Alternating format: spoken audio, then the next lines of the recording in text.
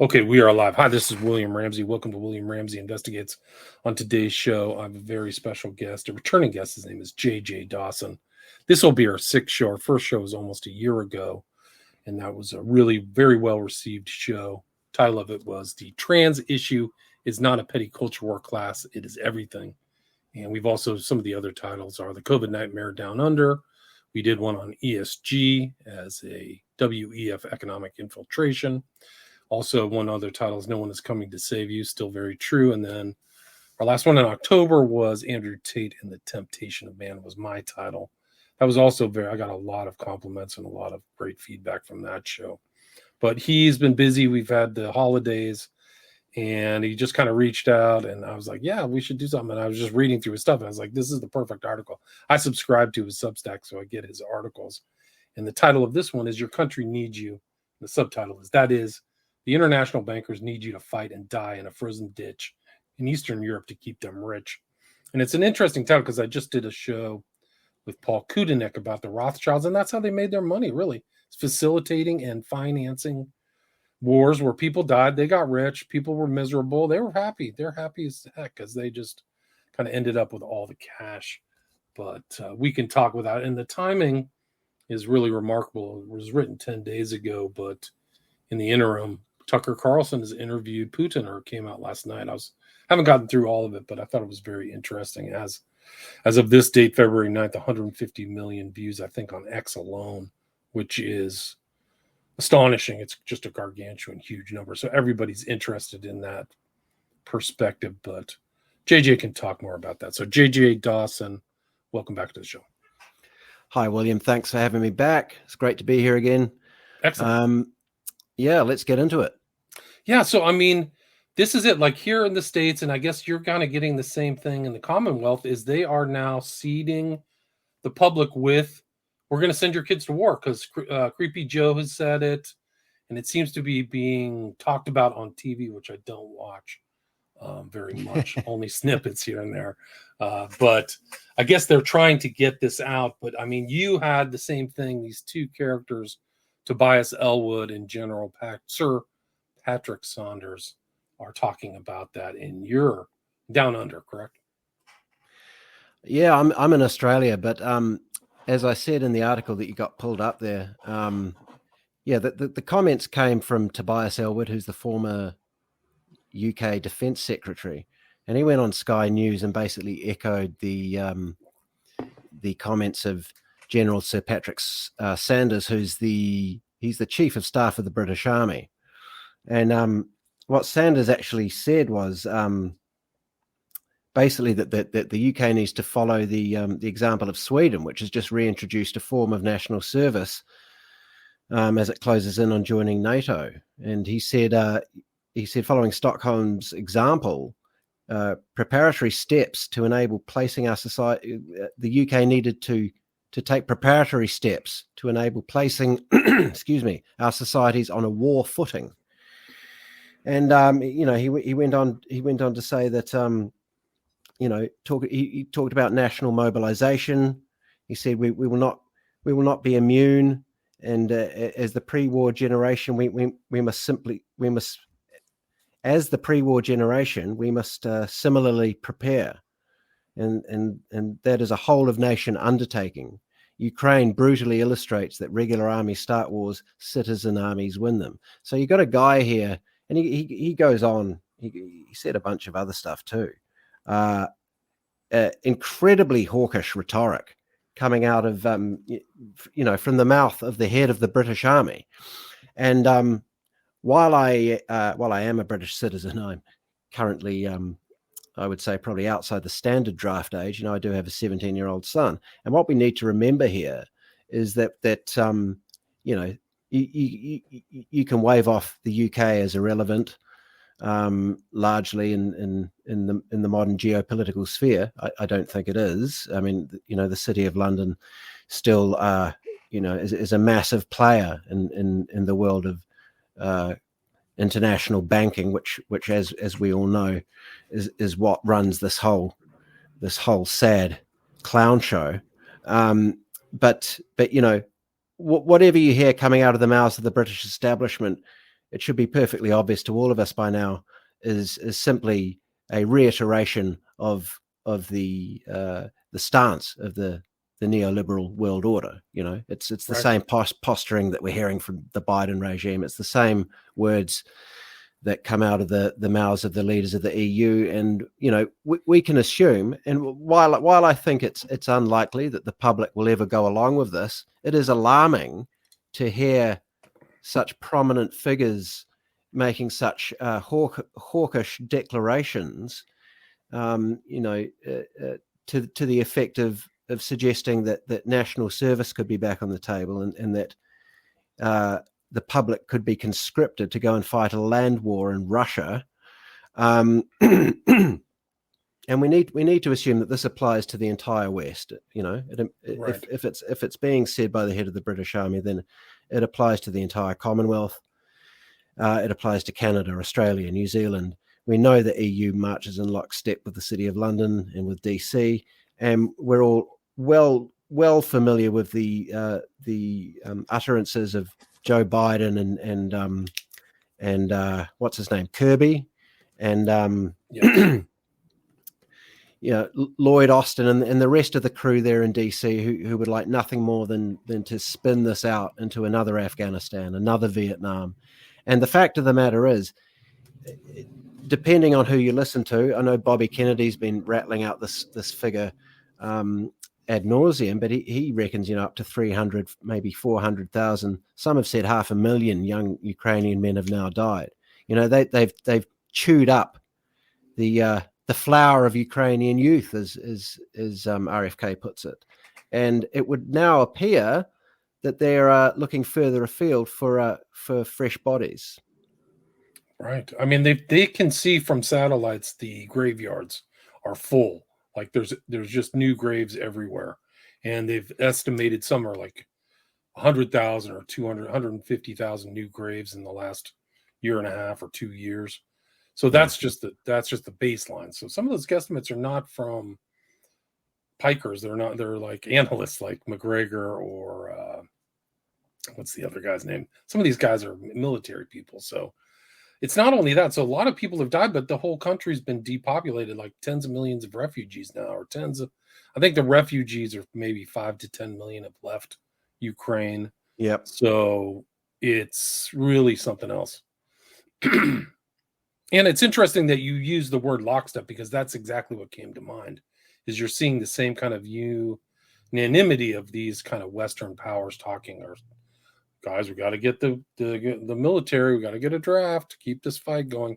And it also brings to mind the Assange statement that's on the social media all the time, which is that they don't want to have a war they can win. They want to have a long war.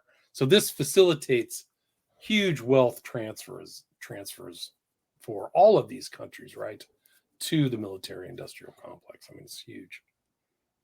Yeah, and I think anyone under the illusion at this point that these wars are about anything other than keeping, the money printer spinning and underwriting the multi-trillion-dollar debt bubble they've created is out to lunch at this point. Yeah. It's blatantly obvious to anyone paying attention to how the international monetary system works. War is the biggest money spinner, and it's also, as we know, it's a way for them to launder money offshore, newly created money that they've invented on a computer screen somewhere and funneled directly into the pockets of whatever shell organization is awaiting in Ukraine. But I mean, beyond all that, it's simply outrageous from where I'm sitting that these folk have the stones to come out and say things like such. We must follow Stockholm's example of reintroducing national service, and this is quoting General Sanders. Such action is not merely desirable but essential. He's talking about national mobilization, and you've got Tobias Ellwood, this little creep, the former defense secretary of the UK, who says, what does he say? Sir Patrick is one of the most cerebral thinkers we've got. He goes on Sky News and says, "Oh, we've been too complacent. What's coming over the horizon should shock us. It should worry us, and we are not prepared." Yeah, we have to listen carefully, yes, right? Yes, he's priming the audience. Yeah, we need to listen to this guy, And then you got Rishi Sunak comes out and says, "Oh no, we're not going to be doing that." But as you said at the top of the show, it's seeding the idea, and this is what they do. They test the waters, We saw them do it with COVID, and thankfully, about 10% of us refused to go along, and that was enough of a critical mass for them to have to take a step back on the vaccine passports, on the ongoing lockdowns, which I think we successfully squashed with the global freedom marches that really swung into gear sort of around the end of 2021, and which I was deeply regularly involved with here in Melbourne over that entire summer. But they are trying to seed the idea that, they're testing it. They're testing the market, they're testing the waters. They want to see how many people sort of, nod along and tacitly agree with the idea. Right. I don't think it'll happen because I think enough of us are waking up now and have developed the backbone to just say no, that it's very unlikely they'd get something like that across the line. But it's concerning nonetheless, and we need to pay attention to it because these clowns always tell you what they're going to do before they do it.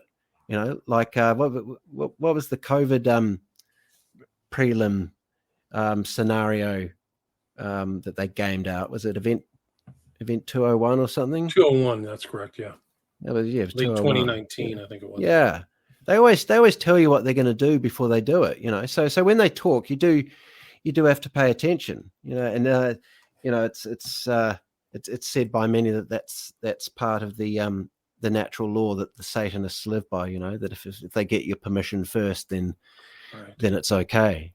So they tell you what they're going to do, and then if you go along with it, then it's your ass. Right, that kind of like absolves them morally or some kind of weird Luciferian thing.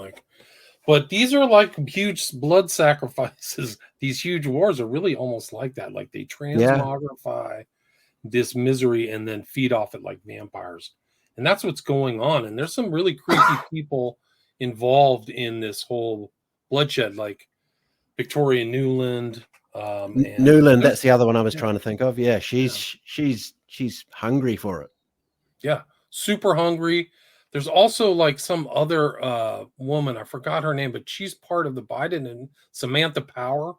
Have you heard of her? Like she's involved in like selling out certain parts of Ukraine to BlackRock and these things like that. So that's happening behind the surface. So they're telling the public, oh, we got to go to war and do all this, but they're really just securing their investments, which is really sick. And she's like a big player, and you'll see her on the desk sometimes with Biden. And her husband is Cass Sunstein, right? He was very much involved in lowering vaccine hesitancy through behavior modification. So he made sure the kids all got the kill shot. So these are monsters. These are literal vampires. They're happy. They love this stuff. They love sending off, lower class, just like the Vietnam War. Like the average age was 19, and they were all poor people from rural parts of the U.S. that had to go fight this horrible war that never should have happened. And it was all the same type of theory, the same type of thing. Money transfers. Johnson had huge ownership in Bell Helicopters, among other things. So they made money on this whole death and murder. 2 million Vietnamese people died, and so they just kept on going. I mean, it's incredible. And so they got 500,000. We've had senators here in the States that have, like Blumenthal, and this other nutcase was from South Carolina. Like, this is good money spent. Like, they don't care that 500,000 young men died for nothing. Nothing. Yeah, sick. Absolutely. I mean, apart from, they're lining their own pockets, that I sort of see two sides to it. There's the aspect whereby, you get Raytheon and Lockheed Martin and Boeing donating huge super PACs, to the Biden campaign, and it's the reward they get, isn't it? It's like, well, you help us get into office and fund the campaign, and then we'll start a war so that you can get all these juicy military contracts. But at the same time, it gives them an excuse to create billions and trillions even of new monetary supply, which they need to do now. And this is what worries me so much with it. It's one of these things I think most people don't understand, is that, what is the US debt now? Is it 34 trillion? Yeah. The service on the debt, JJ, is one. Now it's spiked. It's gone up to almost $1 trillion. So a year, which is outrageous. And they're expecting to borrow $3 trillion next year. So they can't afford these. The US can't afford these wars. And the inflation here is just out of control. Like, it's crazy. So they're financing this war, making money and driving, like you had another article on the middle class. They're driving the middle class here into serfdom, like literal serfdom. Yep. And it all ties in together, because look, I'm not a financial expert, I'm not a banker, but you don't have to be a financial whiz kid to understand the basic concept of a Ponzi scheme or a debt bubble, a debt-based economy, which has grown so bloated that the only way to prevent it from collapsing is to keep creating more and more money. That they have to create the money to service the debt on the money that they previously created, and it's an exponential curve. That is my understanding of it, and if I'm wrong, I'm happy to be corrected. But I've seen it going on my whole life. All you need to do is look at the graphs, and at the same time, you look at the wage stagnation of your average working or middle class person, which has been basically stagnant since the 70s, I believe. Right. Which incidentally is around the same time that they really geared up this fractional reserve banking scam and came off the gold standard. And I've written about that in many pieces. But this last piece I did here, the war on the middle class, it's actually it relates back to the previous article in the sense that these wars not only seek to potentially send us and our children and our grandchildren off to die somewhere, because let's be clear here, you can't win a land war in Central Eurasia with drones and missiles. You got to have people on the ground. You can't occupy a street corner with a drone, as Tim Pool always says, and they have used up the fighting age men of Ukraine. I think they want to conscript other countries now, and it's going to have to be we in the West, because we've already been funding this thing to the tune of probably about $500 billion out of our own tax bases now for the last 2 years, and on it goes. I think they want to put us on the ground. I don't think they'll have much luck doing that, but we'll see. But the other thing is, at the same time as they're funding this whole thing, even if the boots never do hit the ground, the resulting destruction on our lives, we of the working and the middle classes, is what's worse, being driven into serfdom or getting shot in the head by a bullet? I mean, I'd probably prefer the slower death myself, because slow death. Yeah. But as I outlined in that most recent article, the war on the middle class, all I did was sort of just I had a grocery bill lying around, just a receipt from the grocery store, and I was just looking at it, and I thought, 4 years ago that bill would have been about maybe $70, and it was over 100. So that in itself represents a 43% increase in the price of groceries.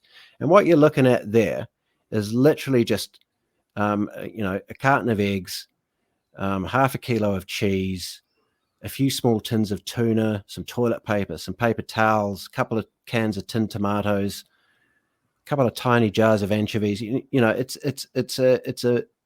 a few meals for one guy, and that's also buying the cheap stuff at the supermarket, buying the stuff that's on special, so for a 43% increase in the cost of groceries, which is a huge part of regular folks' day-to-day weekly expenses.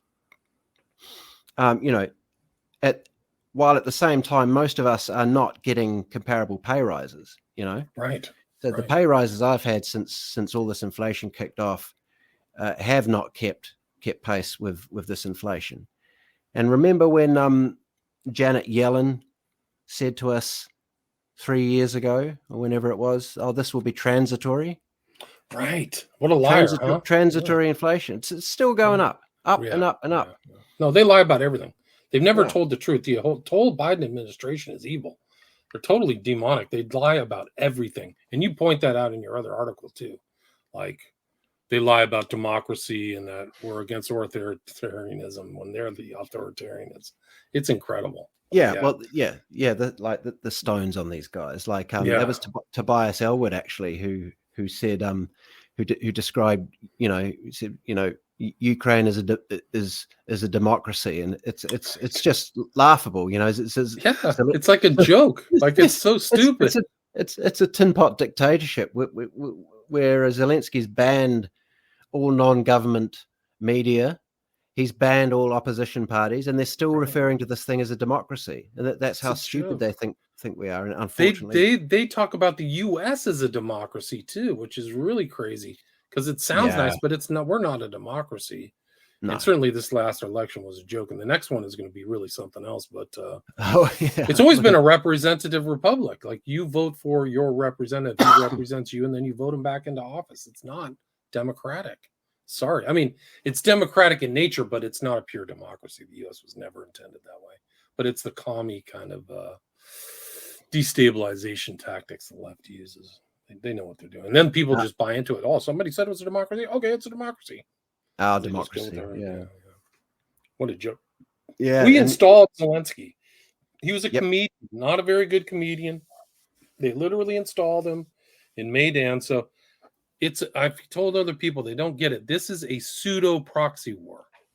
Everything that Ukraine does is because of U.S. power. We're paying for all of their administrative people in Kiev. We're paying for people's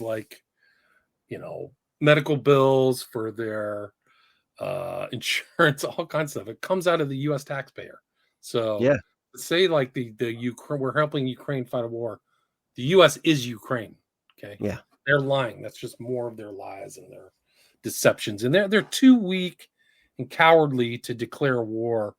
Like in the World War II, like people declared war against each other. Even Hitler, who was a monster, said, okay, we're declaring war. And so would Japan.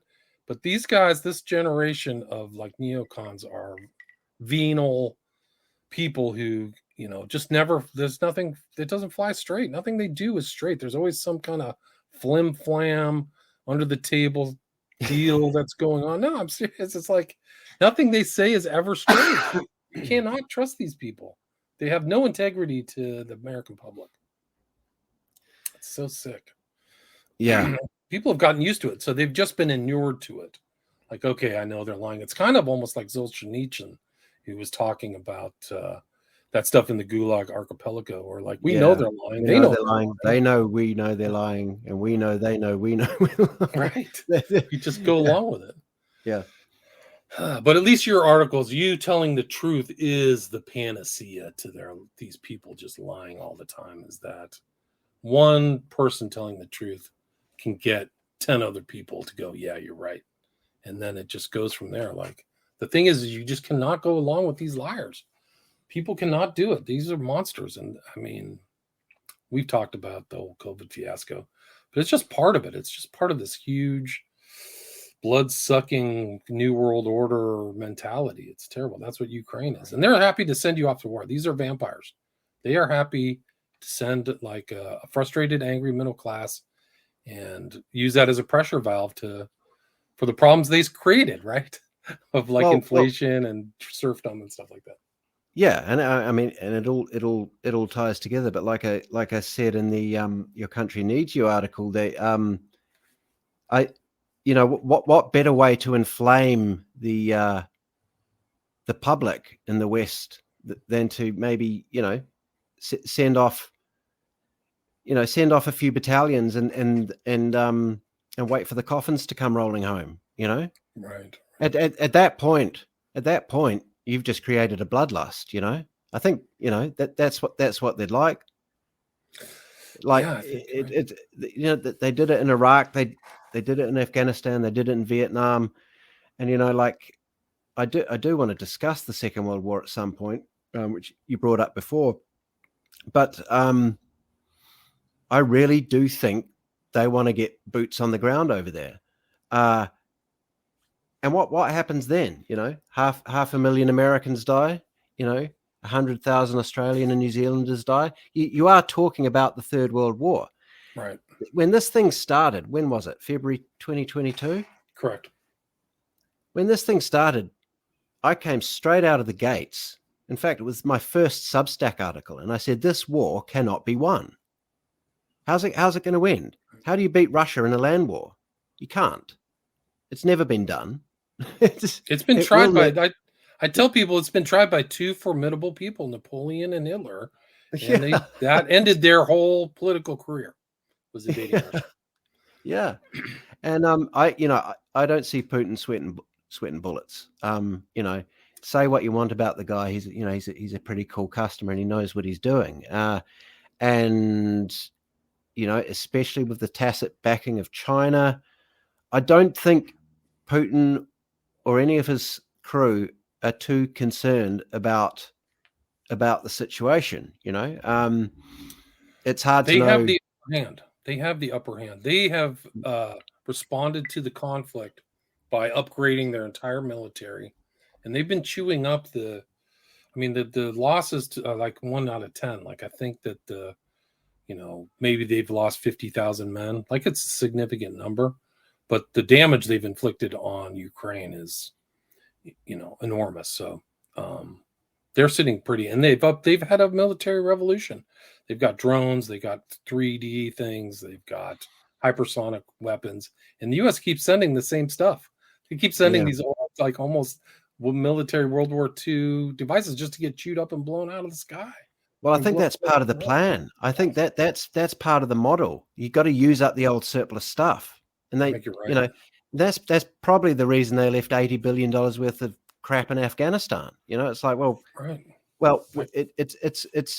it's actually more lucrative for us to arrange to have that sort of, because now apparently some of that stuff's showing up in Ukraine. I heard that some of that's in Gaza. Some of it's in Gaza. Yeah, in Gaza. Yeah, they just peddle it through the back channels and repurpose it, and it's part of the model. It always has been, and ever since World War II, which we can get into in a moment, the US and Eisenhower warned about this. Everyone knows the famous speech where the term the military-industrial complex was coined. The model is fabricate unwinnable forever wars to use up the military equipment that you've built, so you can then replace it with more military equipment and keep that industry ticking over. It doesn't seem so complicated to me, and I'm sure that the stuff they are sending to Ukraine, like the equipment, is it's like it was probably all part of the business plan that Lockheed Martin handed to the Biden regime prior to his election. They're like, okay, we'll get back into Ukraine. We've successfully ousted Trump and stolen the election. We'll get back in there and reinvigorate. We'll re-intensify the conflict down there, like we did under Obama, and we've got about $200 billion worth of basically outdated stuff that we want to have blown up over there, so we can get that all shipped over there, and then we can build a whole bunch of new stuff, and then the taxpayer will fund that, and round we go. Right. I think you're right. I think it's that sick. It's Yeah. literally that sick. I'm sure that those military industrial complex corporations were slavering to get rid of Trump, because he didn't want to go to war. Yeah. And Well, Biden's not running anything. Even no, Putin acknowledged that in this interview he did with Carlson, talk to the team, yeah. It's crazy. Yeah. It's such a strange, crazy situation. It's just like nobody, it's just crawling towards this horrible war. And there are nuclear codes. Like these people have, Putin is talking about nuclear bombs when he started this what he calls a special operation in February 2022. That's part of the equation.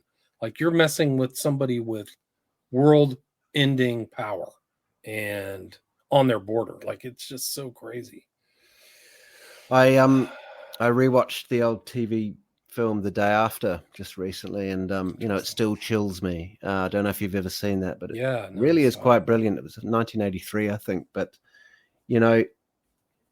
I first saw that when I was a child, and it scared the bejesus out of me. This was, of course, during the Cold War, right. And I lived in terror until it became clear that the Soviet Union was no more, and that threat was perhaps no longer on the table. It's crazy to me 30 years later that we're now facing a situation where that movie is again relevant, where the chances of it happening, who knows? I'm not gonna throw my hat in the ring there, but we're certainly as close as we've been since perhaps the Cuban Missile Crisis. I think so. I would argue the US is currently at war with Russia. It is similar to Vietnam in the sense that it's being fought through a proxy nation, different to Vietnam in the sense that the US hasn't committed troops, because unlike Vietnam, of course, there weren't Russians in Vietnam. So sending Americans to die in the jungles over there didn't immediately risk nuclear conflict. It was a proxy war in the traditional sense of the word.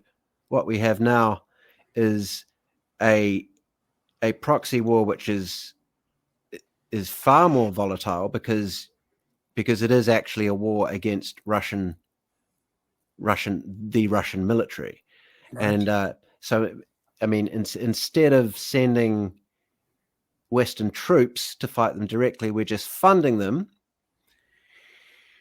However, they're running out of Ukrainians, which brings me back to this whole thing. Your country needs you, and they are testing the waters. They're they're just split testing the idea.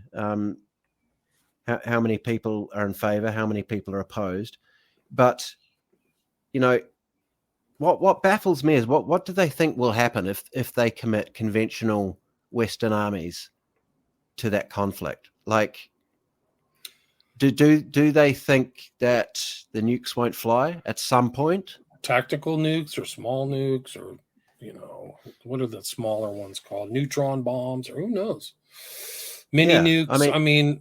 And the other thing is the American government doesn't think through its problems, what could happen in the future. They didn't understand the consequences of getting it. Well, they may have, that it's going to actually inflate the dollar and we're going to go belly up like the Titanic. But committing those troops could mean Russia, hey, can we get some help from China? Can you guys get involved over here? Relieve these pressures. It's already reordering the world, right? So it would just further that. And I think that Europe's in deep trouble. It's not as vital and vibrant as it used to be. A lot of those countries are in real trouble, and they're not getting the cheap gas that they used to get from Russia. And they're in for a real reckoning period, like a lot of those Germany and France and England. So yeah, well, that's the other side of the coin, isn't it? It's the net zero agenda 2030 stuff, which and you're right. I think the whole big clown show is a blueprint for, Klaus Schwab and the rest of them have basically said it already. You know that they want to they want to remake the global economy, don't they? They want to create a new system. I mean, it's what it boils down to, as I've often written, is Marxism. It's Marxism in a new form, you know. And as you've often said, it's modern day feudalism.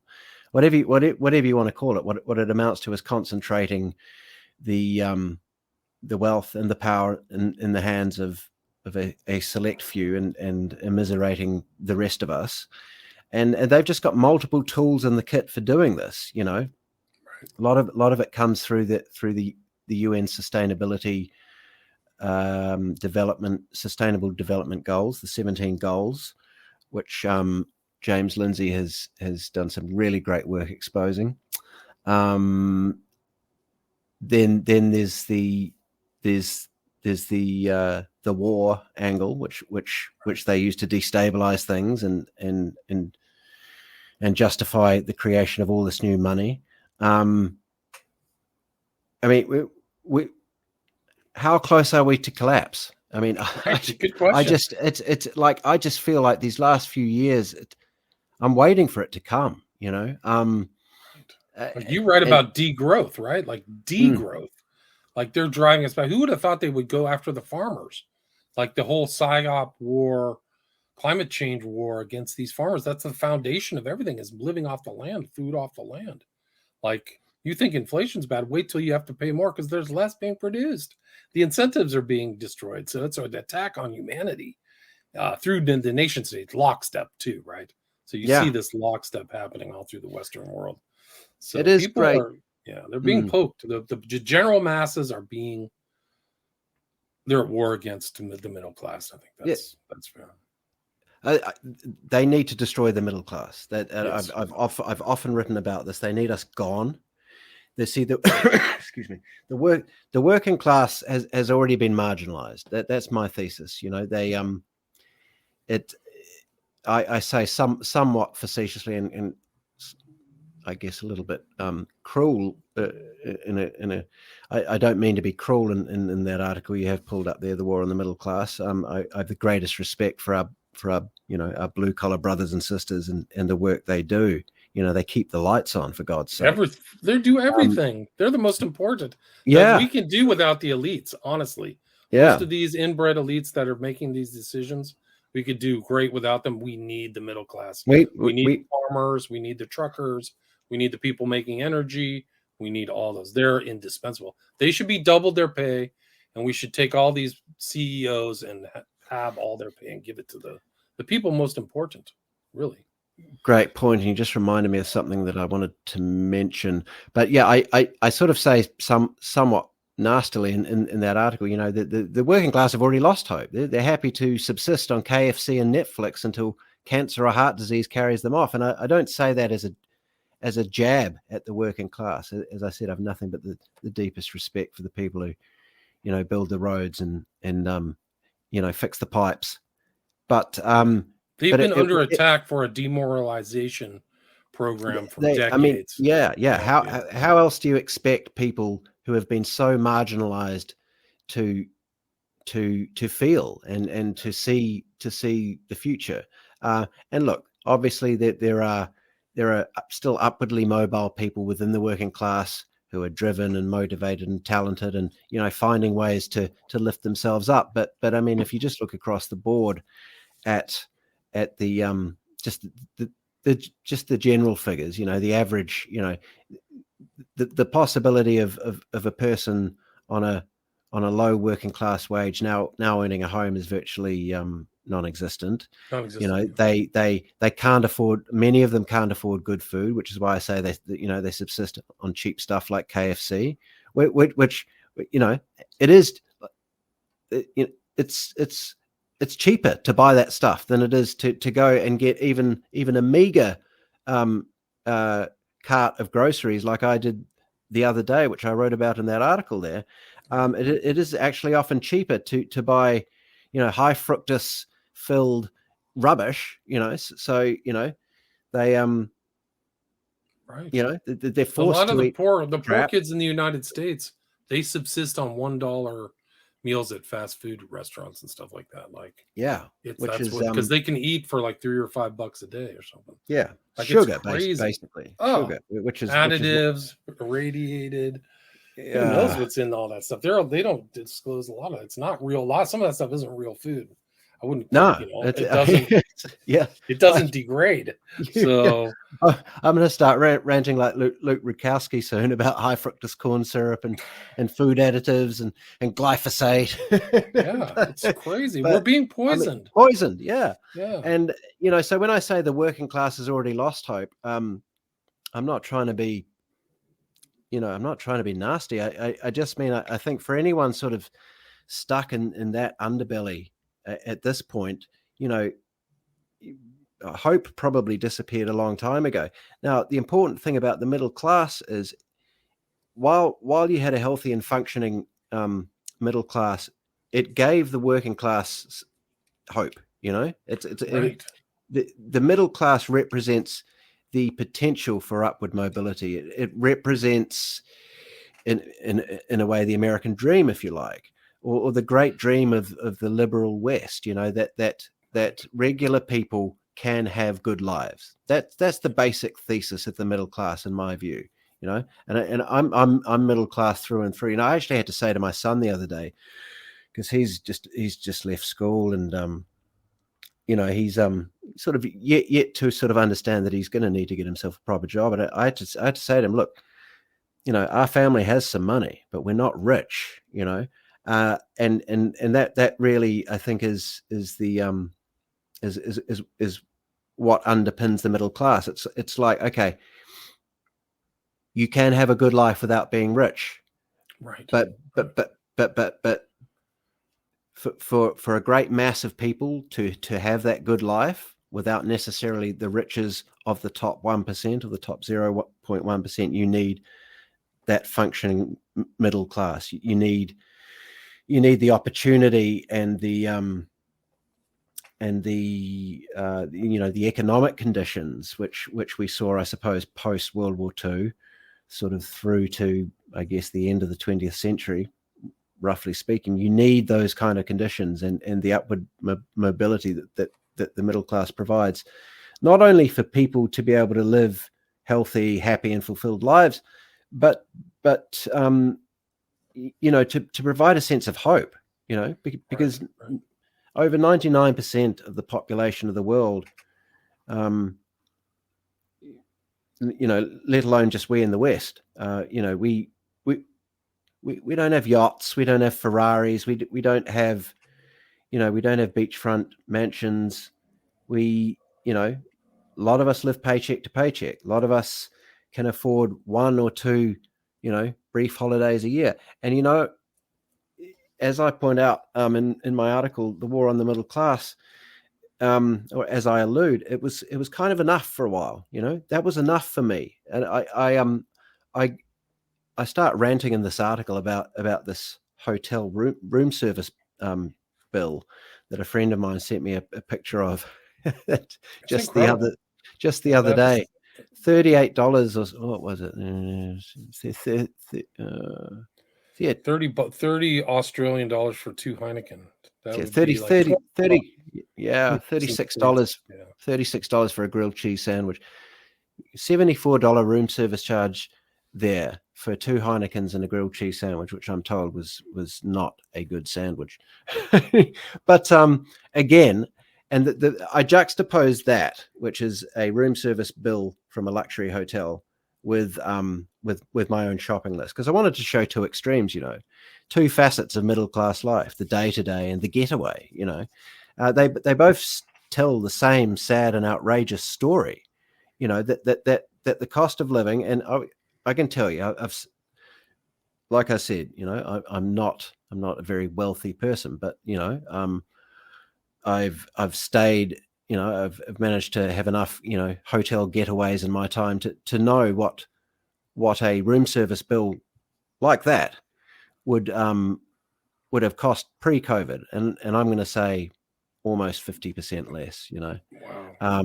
This, you got this tray charge in there, $8, and you notice things like that popping up now. It's like the service charge on Uber Eats. It's like the electronic transaction Right. charges that they Yeah. make you pay every time you swipe your card.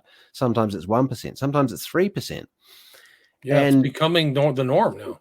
it's Service just charge or they're extra just charge on it's just everything. shaving off the top every chance they get, Yeah. and it tells that sad story of inflation.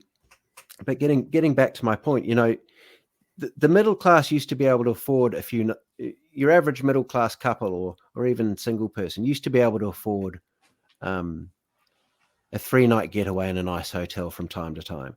We used to be able to afford to go on holiday and treat ourselves from time to time. And for a while, that was enough. That was all we wanted. That's all we asked for. But they couldn't even let us have that. Right. That's No, sort of how I feel, and that's so what, greedy now all over. Yeah, everywhere. They just can't give you anything. So they treat you like toilet paper. Did you go through kind of like a huge expenditures during COVID in Australia, like they did in the States?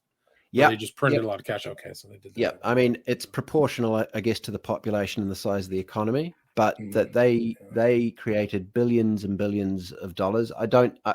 I'm not sure of the precise mechanism they used. Obviously, in the States, the Fed just punches some buttons on a keyboard and poof, the money appears, and then it goes into the pockets of the big corporations and the politicians first, and as it trickles down, it becomes less and less valuable to the point where everyone who actually needs it actually ends up worse off. But they did the same thing here. They probably just borrowed it off you guys, or probably. I'm not sure if our treasury actually created new money, but it amounted to the same thing. And we're probably talking hundreds of billions.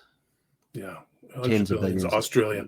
It's incredible, like what they've done, and really in a generation. Because my dad got a house, loan for a house when he was 23. Started having children. Yeah, like it was in the realm. Like I didn't have to put off having children.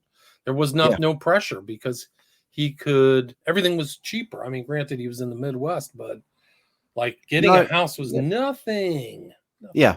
I mean, and I've told the same story. I wrote recently, actually, in the mid 1980s. My parents, who were both just teachers at the time, not high flyers at all. They bought a large 4-bedroom villa in a city fringe suburb in Christchurch, New Zealand, which is a perfectly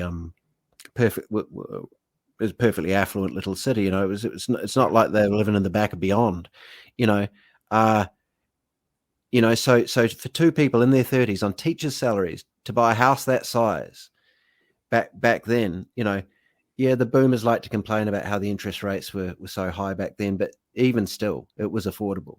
And I've often said, show me your average middle class family, especially two people on teachers' incomes. We're not talking we're not talking Wall Street folk here or anything like that.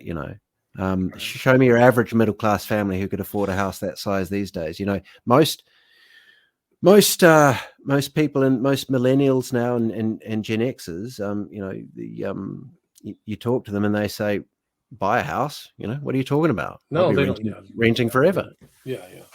No, and it's part of the system. It's failed. It's people, at least in the U.S. for sure. There's no question. I think your reference of Les Miserables is absolutely accurate and apt. Like, now life has killed the dream I dreamed. The American dream is dead.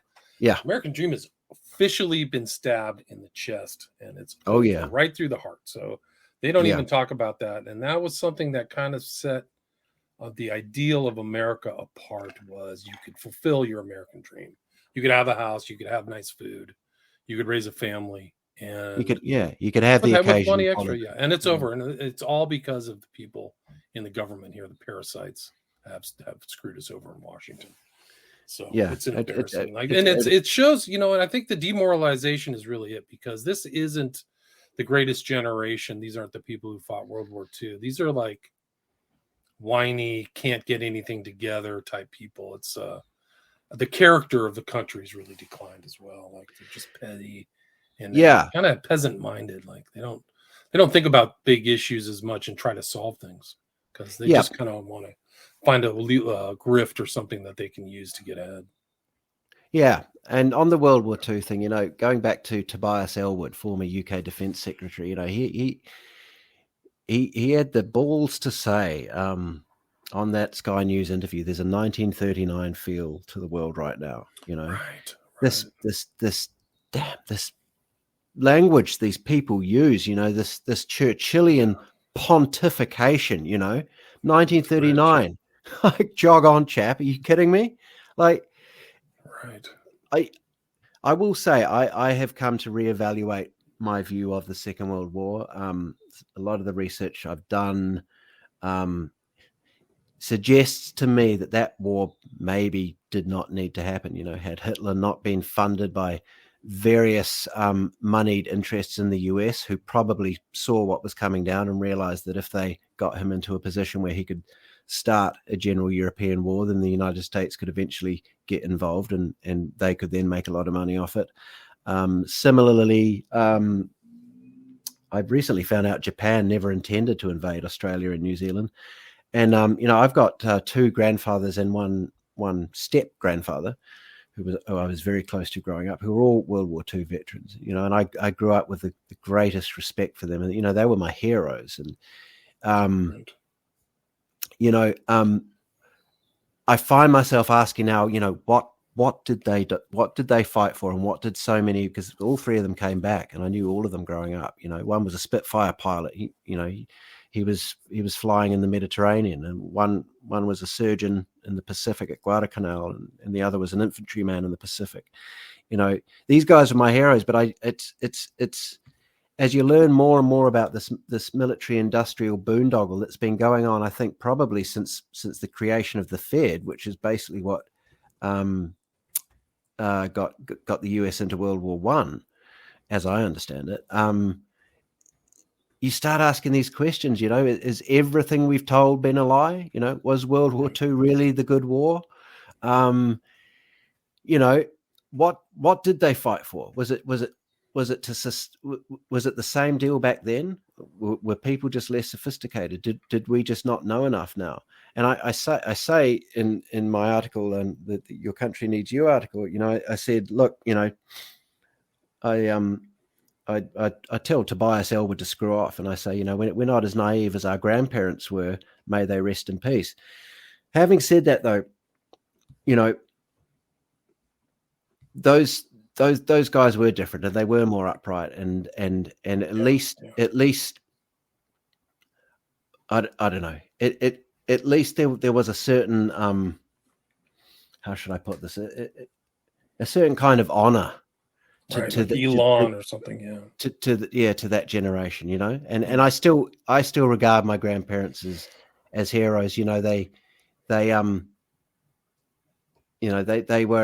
were tougher than they were tougher than people are these days.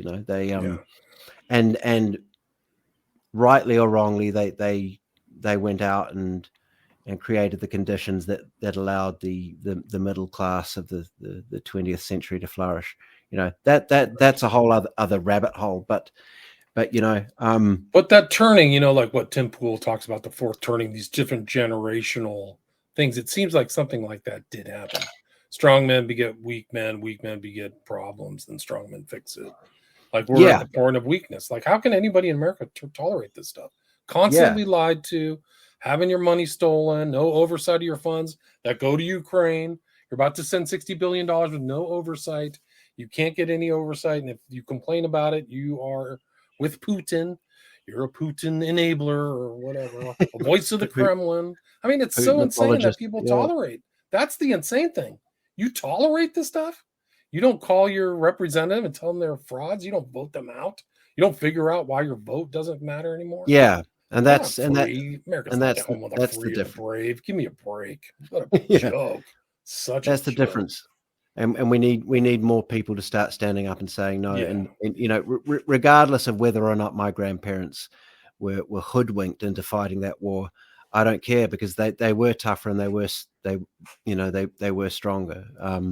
And it is, it is that, strong men create good times create weak men create bad times create strong men. And regardless of the attendant phenomena going on in the world and the psyops and all that, we have entered that fourth turning, or whatever you want to call it.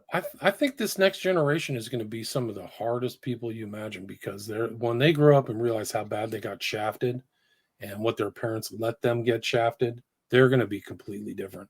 I think the political system will just totally change in America. They'll just be like, this just doesn't work. I don't know whether they're going to have authoritarianism or a literal dictator, but they're going to look and go, this isn't it. You guys have failed. The American experiment has failed. We need something new. And that's kind of what happened in Germany after like a bunch of trauma and after the revolutions in Russia. And it didn't really end well. So it didn't end well. And unfortunately, I think this is partially what the globalists and the elites are relying on.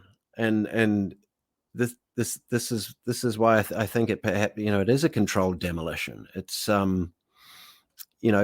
they want people to feel like that, because it allows them to, usher communism in through the side door once again. The question will be, which side will win out? Will it be pragmatic, populism? Will it be common sense and decency, and a return to small government and personal responsibility and all that, or will it be the ever present and ever recurring menace of Marxism? Right. It's anyone's guess, but I think you're right.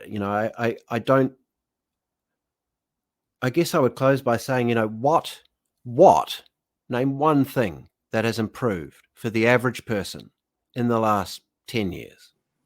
Nothing. Nothing. It's the you opposite. Can't. Yeah. It's the opposite. All bad down the line. Everything gets more expensive. The economy keeps shrinking. There's no wage growth. There's nothing. I can't think of anything. I can't think of maybe the thing that comes to mind is the total destruction of the corporate media's credibility and the rise of kind of an alternate media like you and me, and just other people, just kind of average. I mean, I'm just middle class, just trying to figure things out myself. Yeah, I don't have access to these papers or white papers these guys have, but just people talking doesn't make you feel atomized or alone. And I think that's intentional, actually. I think that's part of the whole kind of control system, is really keep people from discussing things or talking to people without, being called names or a conspiracy theorist or something like that. So I think that may be you nailed it. You nailed it. You managed to think of something. We can finish on a positive note. That is correct.